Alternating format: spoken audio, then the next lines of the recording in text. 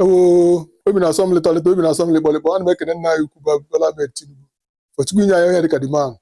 first president of this country kwugoro okwu mezue ya just 1 year o ji banye n'ọchịchị everything dị okay ebe niile na-azazalụ people are eating 2 square meals na eyi one people are dying on the road people are construction na-agbu ndị mmadụ so insecurity dị high the man atry kala mela $16 mela fuel 13 mela ya price 80,000 banya ma alụ gị mma igbe ekwu eme ihe dịka ya akọkọ na anyị biko nna igbe ekwu eme Chukwu edebe gị ogologo ndụ welu 2027 at least ga anyị niile tụnyekwa alụ gị dịkwa ndụ wee rukwa that time okwe gị tụnyekwa alụ gị again mpao ya ma alụ gị mma from ihe dịka gị ụfọdụ ihe dịka gị na ihe dịka gị akọ na Naịjirịa ihe dịka pa ya akọ na Naịjirịa ka Bola Ahmed Tinubu akọ na Naịjirịa Chukwu oge isi adị ọlụ ebube